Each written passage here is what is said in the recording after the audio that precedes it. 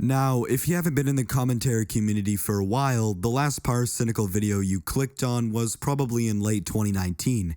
And I don't blame you, as in my opinion, that's the time period where he produced some of his worst videos. My name's Alibi, and today we're going to be talking about Pyrocynical, how I found him, where I think he went wrong, and how I've come to just adore his content again.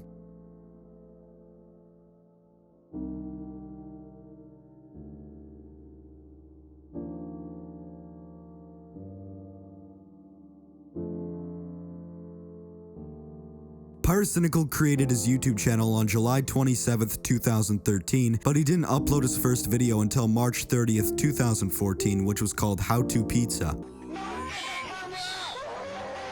Yeah, I know, it was fucking awful, but this was 2014, a time where this type of stuff was acceptable. This was also the time I would start frequently watching YouTube. My favorite creators at the time were Vanoss and that whole entire crew. It was like TV, which was something that I would already get glued to for hours at a time, except now I can watch what I wanted, when I wanted, with whomever I wanted. So when I found out that my family members were using the TV, I could always turn to YouTube as my second form of entertainment. I remember going home after school in the second grade only to go into my room with a fucking family-sized bag of Doritos and spend countless hours watching their videos. It was only a matter of time before I found out that there were other genres on YouTube, like animations, tutorials, and eventually what would happen to be my most favorite out of all of them, which was commentary. Leafy was the first commentary channel that I ended up watching. There was something about the way he presented himself as an edgy, introverted delinquent that always had something to say about another person, while cracking jokes at the expense of people who didn't really deserve them in the first place. Somehow, when I saw him for the first time, I knew that this is the genre that I wanted to be a part of.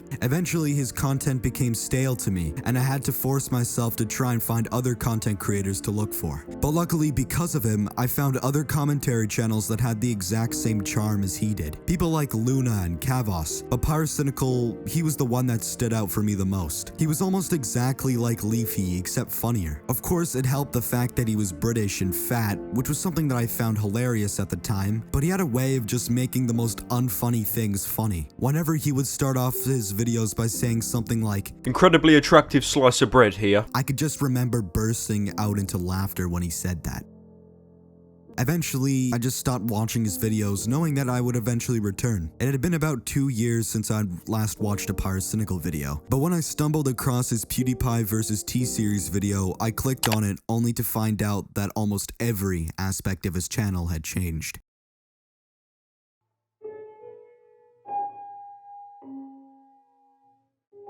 I was only 11 at the time, so I didn't really get the concept of how people change. I decided to give his newer videos another shot, but it never felt the same. His jokes weren't hilariously funny, none of the drama he talked about seemed interesting. Matter of fact, I found most of the humor in his videos to be very repetitive and overdone. It was always the same Minecraft Fortnite le funny joke that he had to tell at least once in his videos. Looking back, I now know that it was just me still being an edgy 11-year-old and me being unaccepting of change and new ideas. I thought that he would stay the same forever, but ended up being disappointed when he didn't. I now know that he made those videos to make ends meet, which is also something that I didn't take into consideration. I think he went wrong around the PewDiePie vs. T-Series era of YouTube. Being completely honest, it seemed like he was trying too hard to be PewDiePie instead of him, which is where I think that he went wrong.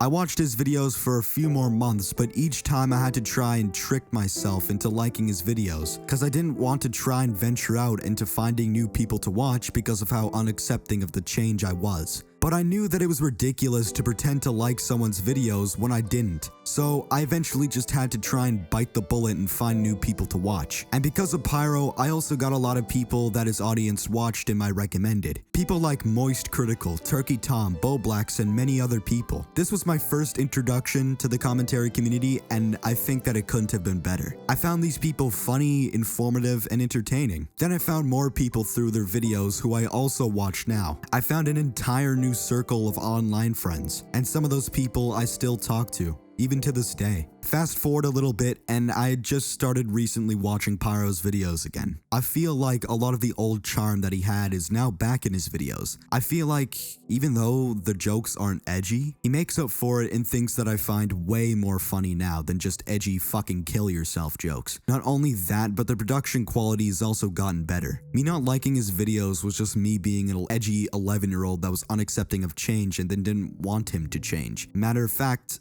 talking about this reminds me of something.